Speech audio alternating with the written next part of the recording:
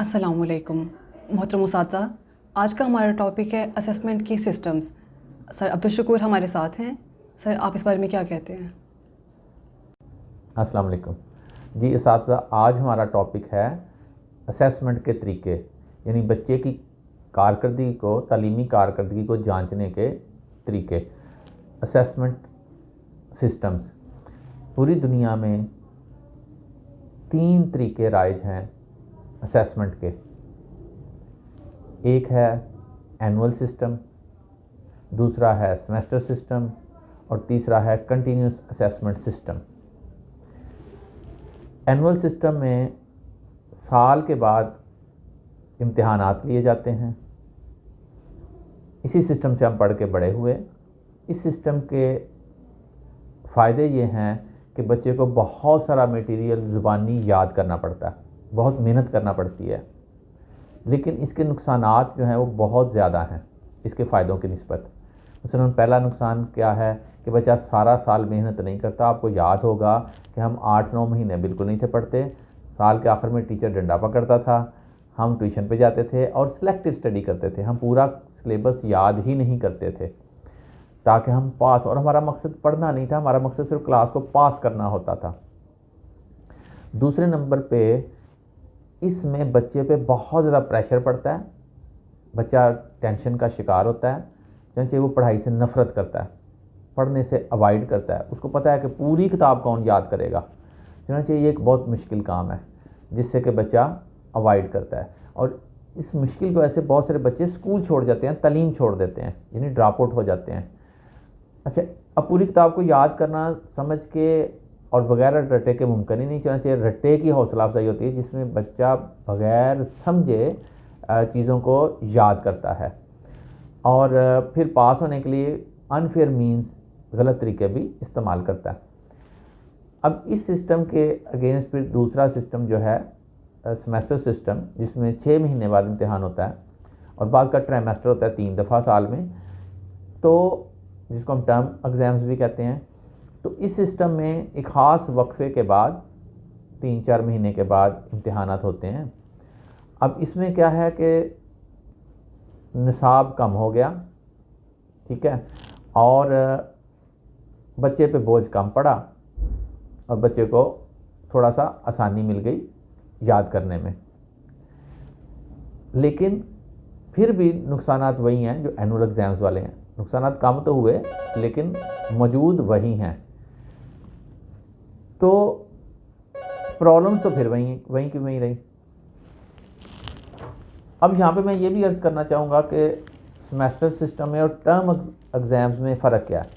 Semester system में जब आप एक चीज़ का इम्तिहान दे लेते हैं तो उसको दोबारा नहीं पूछा जाता, जबकि टर्म एग्ज़ाम्स में आप उस टर्म का सिलेबस तो याद करते ही हैं, लेकिन साल के आखिर पे आपको एनुअल एग्ज़ाम भी देना पड़ता है। अब इन सिस्टम्स के अगेंस्ट जो सबसे बेहतरीन सिस्टम आया वो था कंटिन्यूस असेसमेंट सिस्टम, यानी रोज़ के रोज़ हम टेस्ट लें, रोज़ के रोज़ हम बच्चे की कारकर्दगी को जज करें, रोज़ के रोज़ हम बच्चे की कारकर्दगी को असेस करें। टेस्ट लेना ज़रूरी नहीं, आपके इल्म में है कि असेसमेंट के तरीके बहुत सारे हैं। हम बच्चे की कारकर्दगी को ऑब्ज़र्व कर सकते हैं, यानी उसका मुशाहिदा करके भी उसकी रैंकिंग कर सकते हैं, रेटिंग कर सकते हैं, उसको ग्रेड्स दे सकते हैं। हम एक्सपेरिमेंट्स करा सकते हैं, हम असाइनमेंट्स दे सकते हैं, हम प्रेजेंटेशंस ले सकते हैं, डेमोज ले सकते हैं, हम टेस्ट ले सकते हैं। तो हम होमवर्क को चेक करके उसके मार्क्स रख सकते हैं। चुनांचे इन ज़रियों से हम रोज़ के रोज़ बच्चे को असेस कर रहे होते हैं। अब ये रोज़ के रोज़ जो असेस करना है इसके फ़ायदे बेशुमार हैं और हमने लर्निंग जोन में इसी सिस्टम को राइज किया है, रोज़ के रोज़ जो असेसमेंट है, लेकिन हमने थोड़ा सा अपने कल्चर के मुताबिक इसको चेंज भी किया है। रोज़ के रोज़ किसी न किसी सब्जेक्ट के टेस्ट भी हो जाते हैं और ऑब्जर्वेशंस भी चल रही होती हैं साथ साथ। 3 माह तक हम ये ऑब्जर्वेशंस और टेस्ट लेते रहते हैं। जो टेस्ट लेते हैं उसका रिजल्ट घर भी चला जाता है। टीचर एक टॉपिक को पढ़ाता है, याद करवाता है, समझाता है, सिखाता है और फिर उसका टेस्ट ले लेता है। टेस्ट को अपने पास नोट कर लेता है, मार्क्स को टेस्ट घर भेज देता है और फिर आगे चलता है। 3 माह के बाद जितने भी टेस्ट हुए होते हैं उनका हम रिज़ल्ट इकट्ठा करके वालिदैन को भेज देते हैं। पेरेंट टीचर मीटिंग कर लेते हैं, कोई मसला हो उसको डिस्कस कर लेते हैं। साल के आखिर पे 3 रिजल्ट बन जाते हैं, जो 2 बेहतर रिजल्ट हैं उनको मिला के फाइनल रिजल्ट बन जाता है।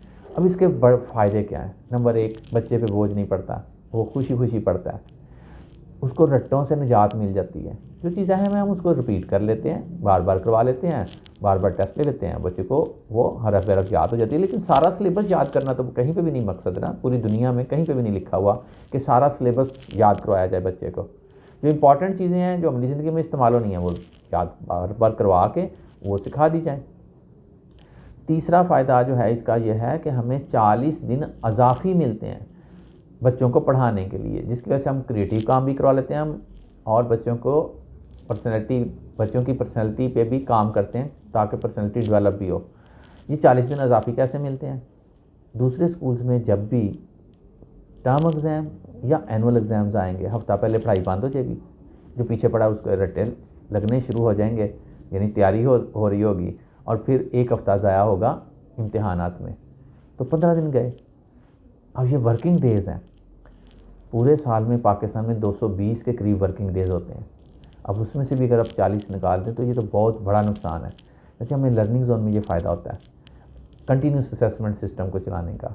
5वीं तक हम ये करते हैं और 5वीं के बाद फिर हम 9वीं तक ट्राइमेस्टर करते हैं, यानी साल में 3 दफ़ा इम्तिहान लिया, और जो पढ़ लिया उसका दोबारा इम्तिहान नहीं होगा, क्योंकि फिर बच्चे पे बड़ा हो जाता है बच्चा तो थोड़ा सा बोझ डालते हैं। और एनुअल एग्ज़ाम उसी तरह से जिस तरह से पूरी दुनिया में होते हैं, और ये मैं आपको बता दूं और आपके इल्म में होगा, मुझे उम्मीद है कि पूरी महज़ब तरक्की याफ्ता दुनिया में 9वीं जमात तक किसी किस्म का कोई इम्तिहान नहीं है। टेस्ट होते हैं, ऑब्जर्वेशंस होती हैं, असाइनमेंट्स होती हैं, ये चलती हैं। 9वीं जमात में जाके बच्चा पहली दफ़ा एनुअल एग्ज़ाम देता है, यानी किताब का पूरे साल का इम्तिहान होता है। तो इसके फ़ायदे जो हैं वो और भी हैं। बच्चे को सिलेक्टिव स्टडी नहीं करना पड़ती, बच्चा थारो स्टडी करता है, उसको रोज़ के रोज़ पता है टेस्ट होने हैं, ऑब्जर्वेशंस होनी है, असेसमेंट्स होनी है, क्योंकि वो रोज़ के रोज़ तैयारी करता है। वो ये नहीं कर सकता कि 8-9 महीने बिल्कुल ना पढ़े और आखिर में थोड़ा सा पढ़ के पास कर ले, नहीं, ऐसा नहीं है। पढ़ाई आसान तो है लेकिन उसको रोज़ के रोज़ बैठना पड़ता है।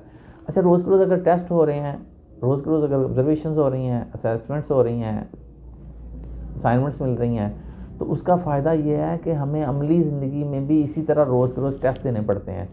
कैसे? आज पकाना क्या है, आज कोई हमसे नाराज़ हो गया किसी बात पे, उसको मनाना है, आज कोई और बड़ा काम आ गया उसको करना है। तो ये जो सिस्टम है कंटिन्यूस असेसमेंट सिस्टम, ये जुड़ा हुआ है प्रैक्टिकल लाइफ से, क्योंकि अमली ज़िंदगी में हमें रोज़ बहुत सारे इम्तिहान देना पड़ते हैं, बहुत सारे टेस्ट देना पड़ते हैं। तो ये जो सिस्टम है, हाँ, इसमें नुकसान क्या है? नुकसान ये है कि ज़रा टीचर को मेहनत ज़्यादा करना पड़ती है, उसे तैयारी रोज़ के रोज़ करना पड़ती है, सुस्ती की गुंजाइश नहीं है। आपको बेहतर टीचर चाहिए जो क्रिएटिव काम भी कर सके। चुनांचे ये इसके फ़ायदे हैं जिसकी बिना पे हम ये समझते हैं कि ये सिस्टम होना चाहिए, और हमने इसको लागू किया और अल्लाह के फजल व करम से हमारे रिज़ल्ट्स भी बहुत अच्छे आए हैं, शानदार रिज़ल्ट्स आए हैं। और पिछले 7 साल से आपके इल्म में है कि हमारा कोई ना कोई बच्चा या 1 से ज़ायद बच्चे बोर्ड में या सियालकोट में टॉप 3 पोजीशंस में आ रहे हैं। तो ये एक नया सिस्टम हमने दिया। बाहर के सिस्टम को, एडवांस कंट्रीज़ वाले सिस्टम को अपने सिस्टम, अपने रवायात, अपनी इक़दार, अपनी ज़रूरियात के मुताबिक तब्दील करके, और इसके रिज़ल्ट बहुत अच्छे हैं और इसको कोई भी फॉलो कर सकता है। जी सर, प्लेसमेंट असेसमेंट और डायग्नोस्टिक असेसमेंट क्या होती है? अच्छा जी, प्लेसमेंट असेसमेंट जो है उस वक़्त होती है जब कोई नया बच्चा दाखिल होने के लिए हमारे स्कूल में आता है या किसी भी स्कूल में जाता है, तो दाखिले के वक़्त उसका टेस्ट लिया जाता है ताकि पता कर सकें कि ये किस क्लास में बैठाना है इस बच्चे को, ये किस क्लास के लेवल पे है, किस क्लास के काबिल है। तो वो उस वक्त जो असेसमेंट की जाती है उसको प्लेसमेंट असेसमेंट कहा जाता है, यानी हमने बच्चे को प्लेस कहाँ करना है, किस जगह पे बैठाना है, किस क्लास में बैठाना है। डायग्नोस्टिक असेसमेंट जो है ये उस सूरत में की जाती है जब हमें अंदाज़ा हो कि बच्चे को कोई नफ्सियाती मसला है या कोई तालीमी मसला है, मसलन डिसलेक्सिक बच्चा है या हाइपर एक्टिव बच्चा है या बच्चा स्लो है पढ़ने में, तो हम समझते हैं उसका IQ का प्रॉब्लम है, तो हम जहानत को असेस करते हैं, या उसको कोई नफ्सियाती बीमारी है तो फिर हम उसका मसलन एंग्जाइटी का, टेंशन का, डिप्रेशन का टेस्ट करते हैं।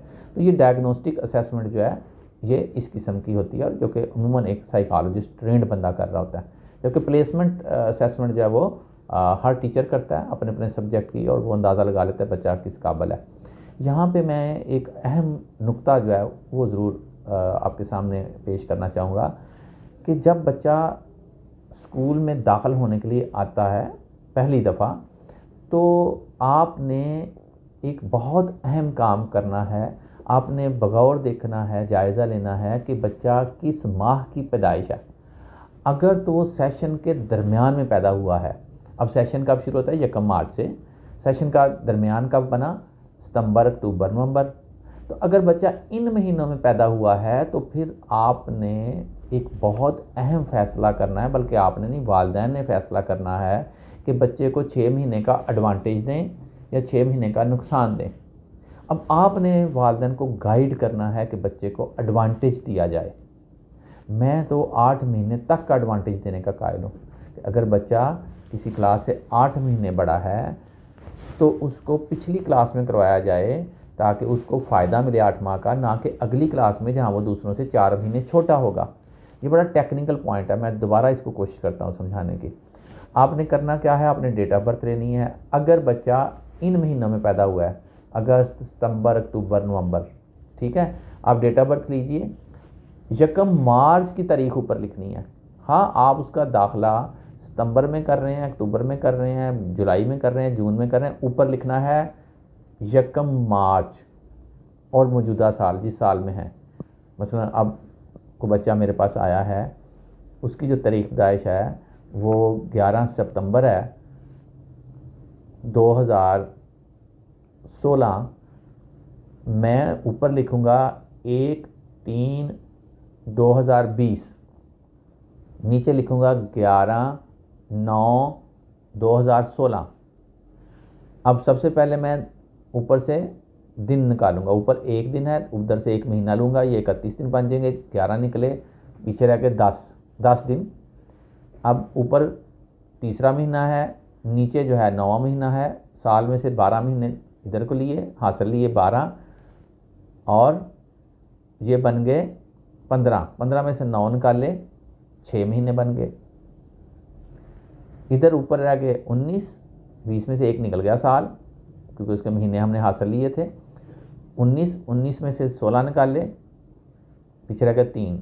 अब ये उम्र है 3 साल 6 माह 10 दिन। बच्चे को प्ले ग्रुप में रखेंगे कि नर्सरी में रखेंगे? अब वालिदैन कहेंगे, अगर वो सितंबर में मेरे पास आए हैं तो वो कहेंगे जी बच्चा तो 4 साल का है, इसको नर्सरी में बिठाएं। मैं कहूँगा आज की तारीख में बच्चे की उम्र नहीं देखनी, जिस दिन सेशन शुरू हुआ था यानी 1 मार्च को, उस दिन की उम्र निकालनी है, क्योंकि 1 मार्च को इसने अगली क्लास में चले जाना है। तो आज की उम्र 4 साल ना देखें, उस वक़्त की उम्र देखें। ये बात जब आप समझा लें वालिदैन को, तो फिर उनसे कहें कि आप बच्चे को 6 माह का एडवांटेज देना चाहते हैं कि 6 माह का नुकसान देना चाहते हैं। अब वो कहेंगे तो सही कि एडवांटेज देना चाहते हैं, तो फिर उन्हें कहें कि आप प्ले ग्रुप में दाखिल करवाएं। अब वो कहेंगे जी 4 साल का हो गया, प्ले ग्रुप में ये क्या बात हुई? तो फिर उन्हें ये समझाना पड़ेगा कि जो बच्चे भी सेशन के दरमियान में पैदा होते हैं उनके वालिदैन को एक मुश्किल फ़ैसला करना पड़ता है, ये वाला। अगर आप बच्चे को एडवांटेज दे देंगे, प्ले ग्रुप में दाखिल करवाएंगे, वो बच्चों से मार्क्स में भी कुछ आगे होगा, क्योंकि हमने अपने यहाँ पे छोटी सी रिसर्च की। हमने ये देखा कि जो बच्चे 6 महीने बड़े हैं और जो बच्चे 6 महीने छोटे हैं, 9 और 10 में उनके मार्क्स का फ़र्क क्या है, तो हमें 12 से 20 मार्क्स का फ़र्क नज़र आया। दूसरे नंबर पे बच्चे का कॉन्फिडेंस बढ़ जाता है, क्योंकि उसका कद काठ दूसरों से थोड़ा सा बड़ा होता है, चुनाचे उसका कॉन्फिडेंस बढ़ता है, उसकी पर्सनैलिटी भी बेहतर डेवलप होती है। क्योंकि आपने वालिदैन को ये बातें ज़रूर बतानी है, वरना शायद आप गुनाह के मर्तकब होंगे, क्योंकि बच्चे की सारी ज़िंदगी इस बात पे मुनहसर है। तो प्लीज़ आप अपने अपने इर्द गिर्द भी, और अगर आप प्रिंसिपल हैं या कभी दाखिला करना पड़ता है तो इस पहलू को ज़रूर मद्देनज़र रखिएगा। बच्चे को एडवांटेज दीजिए, बच्चे को नुकसान ना दीजिए। आखिर में एक और अहम नुक्ता आपके साथ शेयर करना चाहूँगा। मोहतरम असातिज़ा, याद रखिए, जब भी हम बच्चे की कारकर्दगी को जांचते हैं यानी असेसमेंट करते हैं किसी भी तरीके से, तो वो असेसमेंट 3 चीज़ों की होती है। नंबर 1 बच्चे की कारकर्दगी की, कि बच्चे ने कितना पढ़ा, कितना सीखा, कितना रह गया उसका जो सीखने वाला है। नंबर 2 टीचर की असेसमेंट भी है। आप कोई टेस्ट लेते हैं तो उससे टीचर का भी पता चलता है कि टीचर ने बच्चों को कैसे पढ़ाया। अगर सारी क्लास के बच्चों के मार्क्स बहुत कम आए हैं तो इसका मतलब है टीचर ने भी नालायकी दिखाई है, टीचर ने कॉन्सेप्ट क्लियर नहीं करवाया, टीचर ने शायद टाइम नहीं दिया बच्चों को याद करने का, या इतना मुश्किल था कि टीचर समझा ही नहीं पाया। क्योंकि आप अपने आप को भी जज करिए। जब भी कोई टेस्ट लें बच्चों का, सारे मार्क्स अपने सामने रखें क्लास के, और फिर अपने आप को भी असेस करें कि मैं कहाँ खड़ा हूँ, मैं कैसा टीचर हूँ। तीसरे नंबर पे ये सिलेबस का, यानी किताब का, उस मजमून का, उस टॉपिक का भी टेस्ट है कि कहीं सिलेबस ही मुश्किल तो नहीं है, जो हमने मवाद पढ़ाया वो ही कहीं बहुत मुश्किल तो नहीं है, किताब का ये टॉपिक जो है ये कहीं बहुत मुश्किल तो नहीं, बच्चों की पहुंच से ऊपर तो नहीं, कि आपने भी बड़ी मेहनत की, बड़े अच्छे तरीके से पढ़ाया, बड़ी अच्छी डेमोज दी, एक्सपेरिमेंट्स करवाए, सारा कुछ करवाया, वक्त भी सही दिया, हर चीज़ ठीक की, बच्चों ने भी हर चीज़ ठीक की, फिर भी प्रॉब्लम आई हैं, फिर भी बच्चे अच्छा परफॉर्म नहीं कर पाए। तो हो सकता है कि इस टॉपिक में मसला हो, ये टॉपिक जो लिखने वाला है वो बच्चों की सतह पे जाके नहीं लिख पाया। क्योंकि हर असेसमेंट के बाद, हर टेस्ट के बाद आपने इस चीज़ को भी असेस करना है। आपके स्कूल में चूँकि कंटिन्यूस असेसमेंट का सिलसिला राइज है, रोज़ के रोज़ आप टेस्ट लेते हैं, तो फिर आपने जब रिज़ल्ट आ जाए, जब आप टेस्ट चेक कर लें, तो एक नज़र देख के आपने ये भी सोचना है कि कहीं मुझ में कमी तो नहीं, कहीं मैंने टेस्ट बहुत आसान तो नहीं बना दिया कि सारे के सारे बच्चे जो हैं बहुत अच्छे मार्क्स ले रहे हैं। ठीक है, तो फिर आपने ये भी देखना है कि कहीं ये टेस्ट जो है वो बच्चों की कारकर्दगी की सही अक्कासी कर रहा है कि नहीं, उसने सही बच्चों की कारकर्दगी को जांचा है कि नहीं जांचा। और अगर नहीं जांचा, यानी उनके मार्क्स बहुत ज़्यादा हैं सारों के या बहुत कम है सारों के, तो फिर सोचना है कि कहीं हमसे गलती तो नहीं हो गई। और अगर हमसे गलती हो गई है या सिलेबस ही बहुत मुश्किल था, तो फिर आप उस टेस्ट को वैलिड करार ना दें, इनवैलिड कर दें। यानी आप कहेंगे कि ये टेस्ट जो है हम इसके रिजल्ट घर नहीं भेजेंगे, इसको शामिल ही नहीं करेंगे, हम एक नया टेस्ट बनाते हैं। आइडियली एक टेस्ट ऐसा होना चाहिए कि जिसमें वो बच्चे अच्छे मार्क्स लें जिन्होंने घर से अच्छा पढ़ा है, तैयारी की है, जिन्होंने क्लास में भी अटेंटिवली अटेंड किया और मेहनत की। और वो बच्चे जिन्होंने कम तैयारी की उनके मार्क्स कम हों, जिन्होंने दरमियानी तैयारी की, दरमियानी मेहनत की, उनके दरमियाने मार्क्स हों। तो अगर तो मार्क्स इस तरह से आते हैं तो समझिए कि आपने टेस्ट अच्छा बनाया है। लेकिन अगर सबके ज़्यादा मार्क्स हैं या सबके कम मार्क्स हैं, तो फिर हमें सोचना होगा, देखना होगा कि गलती कहाँ रह गई। बहुत शुक्रिया।